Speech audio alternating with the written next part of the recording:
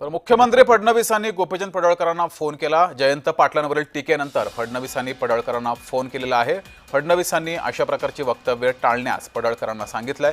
भाजपा आमदार गोपीचंद पडळकर यांनी त्यानंतर स्पष्टोक्ती सुद्धा दिली आहे। आधी शरद पवारांचा मुख्यमंत्री फडणवीसांना फोन केला, त्यानंतर मुख्यमंत्री फडणवीसांनी पडळकरांना फोन केलाय।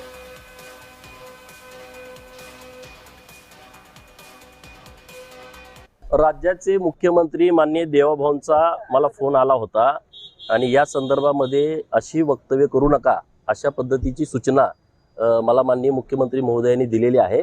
मी त्यांच्या सूचनेचं पालन करेन। पुढे काय आपण निर्णय काय घेणार? नाही, माननीय मुख्यमंत्री महोदयांनी ज्या मला सूचना दिलेल्या आहेत त्या सूचनेचं मी पालन करणार। म्हणजे इथून पुढे हां, या मागचा काय विषय नाही। ठीक।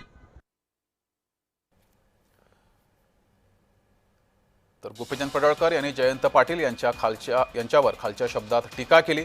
त्यानंतर मुख्यमंत्र्यांनी या संदर्भात गोपीचंद पडळकर यांना समज दिली आणि गोपीचंद पडळकरांनी अशी वक्तव्य करणार नाही असं म्हटलेलं आहे। मात्र आधी माफी मागण्यास त्यांनी नकार दिला होता। अधिक माहिती घेऊया, आपले प्रतिनिधी शुभम उमाळे आपल्यासोबत जोडलेले आहेत। शुभम, खरं तर आजच्या दिवसभरातली मोठी बातमी आहे। गोपीचंद पडळकर यांनी खालच्या शब्दामध्ये टीका केली, त्यांनी माफी सुद्धा मागितलेली आहे। दिवसभरात काय काय घडलंय, राजकीय नाट्य कसं घडलंय?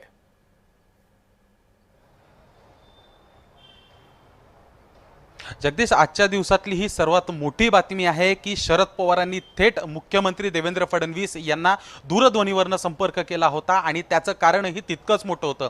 खरं तर ही सर्व कहाणी काल संध्याकाळपासून सुरू झाली होती, ज्यावेळेस व्हिडिओ व्हायरल झाला गोपीचंद पडळकर यांचा, जो आपण आत्ताच बघितलेला आहे की पडळकर यांनी जे आहे थेट जयंत पाटलांवर खालच्या भाषेत जाऊन जी आहे टीका केलेली आहे। त्यांची जीभ घसरली की ते ठरून आले होते, हा तर प्रश्न उपस्थित होतोच। पण मात्र हे सर्व झाल्यानंतर शरदचंद्र पवार यांचा पक्ष जो आहे तो चांगलाच आक्रमक झाला होता। सांगलीमध्ये असेल, जतमध्ये असेल आणि महाराष्ट्रातल्या अनेक ठिकाणी जे आहेत त्यांनी निषेधार्थ आंदोलन देखील केलीत। पण अचानकतः आज सकाळ झाल्यानंतर जे आहे शरद पवारांनी देवेंद्र फडणवीस यांना फोन केला, चांगलेच संतापलेले होते आणि निषेध देखील व्यक्त केलेला आहे आणि सोबतच आपल्या आमदारांना आणि आपल्या कार्यकर्त्यांना आवरा असं देखील थेट जे आहेत शरद पवार देवेंद्र फडणवीस यांना म्हणालेले आहेत। खरं बघायला गेलं तर शरद पवार हे आपल्या राज्याचे, देशाचे एक ज्येष्ठ नेते आहेत, वयस्कर नेते आहेत।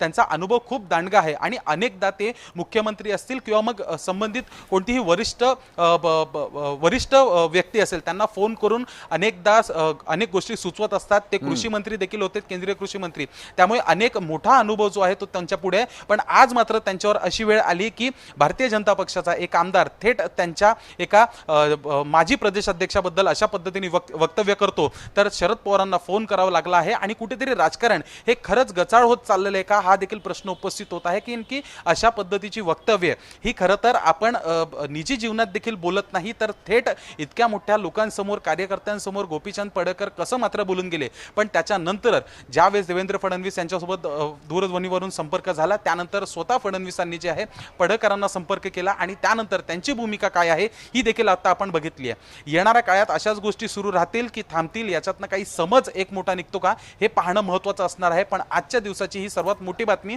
की शरद पवारांनी त्यांच्या पक्षातील एका पदाधिकाऱ्यासाठी थेट मुख्यमंत्र्यांना फोन केला होता। जगदीश जी, मात्र शुभम, मुख्यमंत्र्यांनी फोन केल्यानंतर गोपीचंद पडळकर यांनी नंतर माफी सुद्धा मागितली, मात्र अगोदर ते माफी मागायला या संदर्भात तयार नव्हते।